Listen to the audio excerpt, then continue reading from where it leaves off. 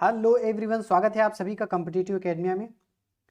इस लेक्चर में हम भारत में जो यूरोपियंस का आगमन हुआ वो किस क्रम में आए और उनके समय में कौन सी ऐसी परिस्थितियां थी जिसके कारण वो यहाँ पर इस्टेब्लिश हो सके, साथ ही उनके समय में और कौन कौन से महत्वपूर्ण घटनाक्रम हुए उनके विषय में चर्चा करेंगे। पहले लेक्चर में हमने उत्तरवर्ती जो मुगल शासक हुए उनका कालक्रम और उनके समय में जो महत्वपूर्ण घटनाएं हुई थी उनको डिस्कस किया था। तो चलिए शुरुआत करते हैं आज के लेक्चर की। तो जैसा कि आपको पता है कि 15वीं शताब्दी के आसपास यूरोप में पुनर्जागरण होता है। उसकी वजह से जो मध्यम वर्ग है वहाँ का उभर कर वो सामने आता है और जो चर्च का वहाँ पर एक अधिकार बना हुआ था वो धीरे धीरे कमज़ोर होता है। पूंजीवादी शक्तियाँ मजबूत होती हैं, व्यापार को बढ़ावा मिलता है और जो दूसरे राज्य थे वहाँ पर, जैसे कि आपका फ्रांस हो गया, ब्रिटेन हो गया और पुर्तगाल हो गया, तो यहाँ पर भी धीरे धीरे व्यापार धीरे धीरे फलता फूलता है। और इससे पहले यूरोप में इटली बहुत पावरफुल था, वहाँ पर जितना भी व्यापार हो रहा था उसके ऊपर इटली वासियों का ही एक अधिकार था, तो ये लोग भी व्यापार करना चाहते थे। लेकिन जो परंपरागत व्यापारिक मार्ग था 15वीं शताब्दी में, जो कुस्तुनतुनिया था वहाँ पर तुर्कों का अधिकार हो गया और वही परंपरागत मार्ग था एशिया से जुड़ने का, तो वो भी मार्ग नहीं बचा। तो इस चीज़ को देखते हुए जो 16वीं शताब्दी है उसमें बहुत सारे, 15वीं शताब्दी से ही ये शुरुआत होती है, बहुत सारे नए नए समुद्री जो मार्ग हैं उनकी खोज होती है। तो सबसे पहले इस कड़ी में 1487 में एक पुर्तगाली नाविक था जिसका नाम था बार्थोलोम्यो डियाज। इसने अफ्रीका का जो पश्चिमी तट है उससे यात्रा करते हुए दक्षिण अफ्रीका के दक्षिणतम बिंदु उत्तमाशा अंतरीप पर पहुंचा, यानी जो दक्षिणतम बिंदु था उसको उत्तमाशा अंतरीप या केप ऑफ गुड होप इसका नाम दिया और वहीं से फिर वो वापस आ जाता है, केप ऑफ गुड होप। ठीक, तो इसके बाद में फिर वो वापस आ जाता है 1492 में। कोलंबस ये भारत की खोज के लिए निकलता है, लेकिन ये वेस्ट इंडीज पहुंच जाता है और इसी के साथ ही उत्तरी अमेरिका की खोज होती है।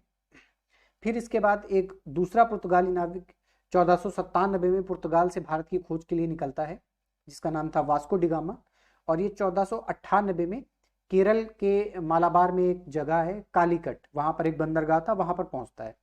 वहाँ पर उस समय जो शासक था उसका नाम जमोरिन था। तो इससे पहले इस मालाबार वाले क्षेत्र में जो अरब व्यापारी थे उनका एकाधिकार था और जो वहाँ पर शासक था जमोरिन उसके साथ बहुत अच्छे संबंध नहीं थे अरब की। तो इसने वास्को डिगामा का स्वागत किया। वास्को डिगामा ने वहाँ पर बहुत सारी चीज़ें खरीदी, उसको जा करके जब यूरोप में बेचा तो उसे बहुत ज़्यादा, लगभग 60 गुना तक फ़ायदा हुआ। तो इसको देख करके फिर और भी लोग प्रोत्साहित हुए और इसी क्रम में फिर बहुत सारे जो पुर्तगाली थे वो, पुर्तगाली नहीं, जो यूरोपी थे वो आए। तो उनका क्रम क्या है, सबसे पहले पुर्तगाली आते हैं, फिर डच, फिर अंग्रेज़, फिर डेनिश और सबसे लास्ट में फ्रांसीसी आते हैं। तो चलिए देखते हैं फिर क्या क्या घटनाक्रम क्रम हुए पुर्तगालियों के, कैसे वो आए। तो सबसे पहले पुर्तगाली आते हैं और इन्होंने अपनी पहली फैक्ट्री 1503 ईस्वी में कोचीन में स्थापित की।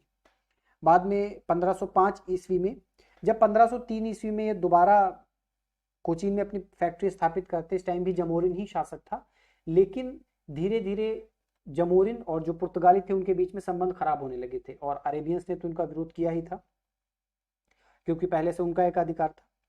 1505 में फिर फ्रांसिस्को डी अल्मीडा ये पहला गवर्नर बन के भारत आता है, 1509 तक ये रहता है। इसने ब्लू वाटर पॉलिसी अपनाई जिसके अंतर्गत इसका उद्देश्य था कि जो अरब सी है उसके आसपास समुद्र में अपनी समुद्र सैन्य शक्ति उसको बहुत मजबूत करना और वहां से जो भी एक अधिकार होता है उसके ऊपर अपनी पकड़ बना के रखना। जो भी भारतीय जहाज थे उनसे ये पैसे वसूले जाते थे, उनसे टैक्स लिया जाता था कि हम लूटेंगे नहीं, सिक्योरिटी देंगे, और धीरे धीरे जो अरेबियंस वहाँ पर रह रहे थे उनके ऊपर भी ऐसा ही किया जाता है। तो अपने आप को इसने समुद्र शक्ति में बहुत ही मजबूत कर लिया। इसके बाद 1509 में अल्बुकर्क दूसरा गवर्नर बन के भारत आता है और ये बहुत महत्वपूर्ण घटना है क्योंकि इसी को पुर्तगाली साम्राज्य का भारत में वास्तविक संस्थापक माना जाता है। इसने 1510 में जो बीजापुर का शासक था उस समय पर, यूसुफ आदिल शाह, उससे गोवा को छीन लिया। यही चल के 1529 ईस्वी में पुर्तगाल की राजधानी बनता है कोचीन के स्थान पर। अल्बुकर्क के समय में जो इसका विजयनगर का समकालीन शासक था कृष्णदेव राय, उसके साथ बहुत अच्छे संबंध थे। उसने अल्बुकर्क को भटकल नामक स्थान पर एक किले के निर्माण की अनुमति दी। और अल्बुकर्क ने जो भी पुर्तगाली थे उनको प्रोत्साहित किया कि वो जो भी स्थानीय औरतें उनके साथ पुर्तगाली लोग वैवाहिक संबंध स्थापित करें। इसके अलावा अल्बुकर्क पहला भारतीय था जिसने जो सती प्रथा थी उसको प्रतिबंधित करने का प्रयास किया। 1515 में अल्बुकर्क की गोवा में मृत्यु हो गई और वहीं पर उसको दफना दिया गया। इसके बाद वास्को डी गामा फिर भारत आता है 1524 ईस्वी में और इस बार उसकी भी मृत्यु हो जाती है 1527 में। तो उसके बाद 1529 ईस्वी में नीनो दी कुन्हा ये गवर्नर बन के भारत आता है। इसके समय की सबसे जो महत्वपूर्ण घटना थी वो 1530 में जो गोवा था वो पुर्तगालियों की राजधानी बन गया। तो आगे चल के देखोगे 1563 ईस्वी में जो पुर्तगाली थे वो डचों से पराजित हो जाते हैं और जो जितनी भी पुर्तगालियों के दुर्ग थे वो जो डच थे वो अधिकार कर लेते हैं और धीरे धीरे पुर्तगाली जो होते हैं वो भारत के जो व्यापारिक संघर्ष चल रहा था तब तक कई सारे आ गए थे लोग, फ्रांसीसी भी आ गए थे 68 के आसपास आए थे, लेकिन बाकी लोग आ गए थे, डच हो गए, डेनिश हो गए, अंग्रेज हो गए, तो उनके साथ भी जो संघर्ष चल रहा था उस प्रतिद्वंदता में ये बाहर हो जाते हैं। पुर्तगाली भारत में आए तो इनका मुख्य उद्देश्य जो था वो यहाँ पर व्यापार करना था और उससे व्यापारिक लाभ कमाना था। इसके अलावा बहुत सारी ऐसी चीजें थी जो पहली बार पुर्तगाली भारत में लेकर के आए, जैसे कि पहली बार भारत में प्रिंटिंग प्रेस का उपयोग पुर्तगालियों ने ही किया। इसके अलावा तंबाकू की खेती हो गई, आलू, लाल मिर्च, टमाटर, रबर प्लांट, ये सब भी पुर्तगाली ही लेकर के आए। इसके अलावा एक गोथिक स्थापत्य कला होती है, स्थापत्य कला में का एक टाइप है गोथिक आर्ट, उसको प्रारंभ करने का भारत में जो श्रेय दिया जाता है वो भी पुर्तगालियों को ही दिया जाता है। तो ये प्रिंटिंग प्रेस और गोथिक स्थापत्य कला और ये सारे इसमें जो मेन पॉइंट है मैंने डिस्कस कर लिए, इंपॉर्टेंट भी एग्जाम के पॉइंट ऑफ व्यू से। इसके बाद जो दूसरे यूरोपीय आते हैं उनका नाम है डच। ये डच हॉलैंड या नीदरलैंड के निवासी थे और डच ईस्ट इंडिया कंपनी की स्थापना होती है 1602 में और ये 1605 में भारत आते हैं और 16 इनकी जो पहली फैक्ट्री अपनी स्थापित करते हैं वो मछलीपट्टनम में स्थापित करते हैं। इसके बाद 1610 ईस्वी में चंद्रगिरी का जो समय शासक था उससे मद्रास को लीज के ऊपर लेते हैं और वहां पर भी एक फैक्ट्री की स्थापना करते हैं और उसी को अपना मुख्यालय बनाते हैं डच। इसके अलावा बहुत सारे और भी क्षेत्र थे जैसे कि चिंसुरा हो गया, पुलिकट हो गया उड़ीसा में और गुजरात में सूरत हो गया, कालीकट हो गया, ये डचों की गतिविधि के प्रमुख केंद्र थे। ये व्यापार अपना करते रहते हैं लेकिन बहुत ज़्यादा अपने आप को स्थापित नहीं कर पाते हैं। 1759 ईस्वी में जो वेदरा का युद्ध होता है उसमें ये अंग्रेज़ों से पराजित होते हैं और इनका भी भारत से जो प्रभाव है वो समाप्त हो जाता है। इसके बाद जो अगला नंबर है वो यूरोपियंस का है, सॉरी अंग्रेज़ों का है और अंग्रेज़ वो शक्ति हैं जो तीसरे नंबर पे भारत में आते हैं और अंततः जो मुगल थे उनके उत्तराधिकारियों के रूप में भारत में शासन करते हैं और अपने आप को मजबूती से स्थापित करने में सफल होते हैं। तो ब्रिटिश ईस्ट इंडिया कंपनी जो अंग्रेज़ों की कंपनी थी, ईस्ट इंडिया कंपनी, इसकी स्थापना 31 दिसंबर 1600 को महारानी एलिजाबेथ प्रथम इनके एक शाही फरमान के द्वारा होती है और इसे 15 साल के लिए एक अधिकार दिया जाता है कि ये जो पूर्व के देश हैं उनके साथ व्यापार करेंगे। बाद में जेम्स प्रथम जो वहाँ के महाराजा बनते हैं वो इस एकाधिकार को बढ़ा करके अनिश्चित काल के लिए कर देते हैं। 1609 ईस्वी में विलियम हॉकिंस सूरत में अपनी फैक्ट्री स्थापित करने की अनुमति लेने के लिए जहांगीर के दरबार में जाता है और जहांगीर उससे बहुत प्रसन्न होता है क्योंकि विलियम हॉकिंस के साथ वो एक तो तुर्की में वो बात करता है जहांगीर से जो कि जहांगीर की मातृभाषा थी, तो इससे जहांगीर बहुत इम्प्रेस होता है और उसे 400 का मनसब देता है, साथ में खान की उपाधि भी देता है। लेकिन जो सूरत में फैक्ट्री स्थापित करना था उसमें सफल नहीं हो पाता है। बाद में आगे चल के अनुमति मिलती है और 1613 ईस्वी में अंग्रेज अपनी भारत में जो दूसरी फैक्ट्री है वो सूरत में स्थापित करते हैं। पहली फैक्ट्री इन्होंने मछलीपट्टनम में स्थापित की थी, ठीक है, 11 में। इसके बाद हाँ 1611 में अंग्रेजों ने अपना जो पहला कारखाना था वो मछलीपट्टनम में स्थापित किया था और जो दूसरा था वो सूरत में स्थापित किया था। इसके बाद 1615 ईस्वी में थॉमस रो, या कहीं कहीं पर टॉमस रो भी मिलेगा, ये भारत आता है। ये जहांगीर के दरबार में इंग्लैंड के दूत के रूप में लगभग 3 साल तक रहता है और इस टाइम पर इसने जहांगीर से अपनी कंपनी के लिए बहुत सारी रियायतें प्राप्त की। इसके अलावा पूर्वी तट पर अंग्रेजों ने अपना जो पहला कारखाना है वो बालासोर उड़ीसा में 1633 ईस्वी में और उसके बाद हरिपुरा में स्थापित किया। 1633 ईस्वी में दोनों कारखाने पूर्वी तट पर अंग्रेजों ने स्थापित किए। इसके बाद 1639 ईस्वी में चंद्रगिरी के शासक से मद्रास को पट्टे पर प्राप्त किया और वहां पर फोर्ट सेंट जॉर्ज, ये इस नाम से एक दुर्ग की स्थापना की। 1661 ईस्वी में इंग्लैंड के जो युवराज थे चार्ल्स द्वितीय, उनकी शादी होती है पुर्तगाल की उस टाइम पर जो राजकुमारी थी कैथरीन ब्रगेंजा। तो इन्हें विवाह के उपहार के रूप में जो मुंबई है उसका बंदरगाह उपहार के रूप में मिलता है। तो ये कंपनी को 10 पाउंड वार्षिक के किराए पर उसे कंपनी को दे देते हैं। तो इस तरीके से जो कंपनी है वहाँ पर भी अंग्रेज़ों की गतिविधियाँ वो प्रारंभ होती हैं। और 1698 ईस्वी में जो बंगाल के उस समय के सूबेदार थे अजीमुशान, उनसे अंग्रेज सुल्तानाती, कालिकाता और गोविंदपुर, ये 3 स्थान थे, 3 गांव थे, इन तीनों को ईस्ट इंडिया कंपनी प्राप्त करती है और इन्हीं तीनों को मिलाकर के जो आधुनिक कलकत्ता नगर है वो बसाया जाता है। 1699 ईस्वी में फोर्ट विलियम की यहाँ पर स्थापना की जाती है और 1700 में ये ईस्ट इंडिया कंपनी का मुख्यालय बनता है। इसके बाद 1717 ईस्वी में, इस समय फर्रुखसियार का शासन था, जॉन सुरमन के नेतृत्व में एक प्रतिनिधि दल आता है, फर्रुखसियार के दरबार में जाता है। इस समय जो फर्रुखसियार था वो एक फोड़े से परेशान था।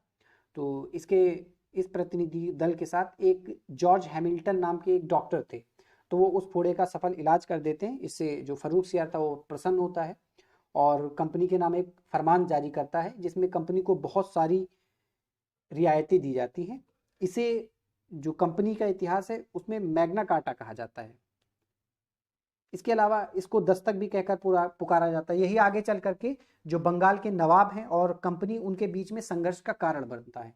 इसमें जो सबसे मुख्य बातें थी, एक तो उसमें यह था कि 3000 वार्षिक कर अंग्रेज देंगे, उसके बदले में बंगाल, बिहार और उड़ीसा, इन 3 क्षेत्रों में ये मुक्त व्यापार कर सकते हैं, यानी कि कोई इनको टैक्स नहीं देना पड़ेगा और ये मुक्त व्यापार करेंगे।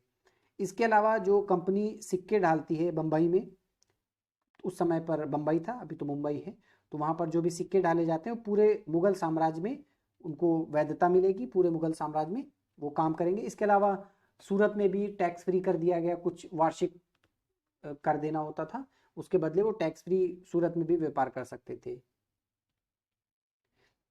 तो इसके बाद डेनिश ईस्ट इंडिया कंपनी आती है अंग्रेज़ों के बाद। इसकी स्थापना 1616 ईस्वी में हुई थी और ये भी व्यापार के उद्देश्य से ही आई, लेकिन ये बहुत ज़्यादा सफल नहीं हो सकी। इसने फिर अपने आप को जो ईसाई धर्म का प्रचार प्रसार है उसी तक सीमित कर लिया। इनके द्वारा जो अपनी पहली फैक्ट्री है वो 1620 ईस्वी में तंजौर में स्थापित की गई। बाद में पश्चिम बंगाल के सेरमपुर या श्रीरामपुर, यहाँ पर इन्होंने अपनी दूसरी फैक्ट्री स्थापित की जो इनकी गतिविधियों का मुख्य केंद्र बना। बाद में 1745 ईस्वी में इसने अपनी जितनी भी कंपनियां थी, जितनी भी फैक्ट्रीज थी, वो ब्रिटिशर्स को बेच दी। सबसे अंत में जो आते हैं वो फ्रांसीसी आते हैं और ये सबसे पहले चले भी जाते हैं। तो इसकी स्थापना जो हुई थी लुई 14 के कार्यकाल में हुई थी। उनके एक मंत्री थे कोलबर्ट, उनके द्वारा 1664 ईस्वी में इसको स्थापित किया गया था और इन्होंने अपनी पहली फैक्ट्री सूरत में 1668 ईस्वी में स्थापित की। उस समय तक सूरत में अंग्रेज़ों का बहुत ज़्यादा प्रभुत्व हो चुका था, तो अंग्रेज़ों के साथ फिर इनका संघर्ष शुरू होता है। 1669 में मछलीपट्टनम में इन्होंने अपनी फैक्ट्री स्थापित की। 1692 में चंद्रनगर में फैक्ट्री स्थापित की। तो धीरे धीरे इनका भी प्रभाव बढ़ने लगा पूरे देश में, अलग अलग क्षेत्रों में। आप देखोगे पश्चिम में सूरत में, मछलीपट्टनम साउथ में है, और चंदनगर ये भी कलकत्ता में था। तो धीरे धीरे फिर इनका संघर्ष बढ़ता है। आगे चल करके अंग्रेज़ों और फ्रांसीसियों के बीच में अपने प्रभुत्व को लेकर के 3 युद्ध लड़े जाते हैं, और ये कर्नाटक क्षेत्र में लड़े जाते हैं, तो इन्हें कार्नेटिक युद्ध कहा गया। ये अंग्रेज़ों और फ्रांसीसियों के बीच में लड़े जाते हैं, तो इसलिए आंग्ल फ्रांसीसी संघर्ष भी कहा गया। तो ये 3 युद्ध देख लेते हैं कब कब हुए। पहला जो होता है वो 1740 से 1748 तक ये चलता है। ये ऑस्ट्रिया के उत्तराधिकार से ये प्रभावित था युद्ध। भारत में जो इसका तात्कालिक कारण था, तो अंग्रेज़ों ने फ्रांसीसियों के कुछ जलपोतों को पकड़ लिया था, यही इसका तात्कालिक कारण बना। उस समय जो ब्रिटिश एडमिरल थे उनका नाम था बार्नेट। इन्होंने फ्रांसीसियों के कुछ जलपोतों को पकड़ लिया था, तो इसी ये तात्कालिक कारण था।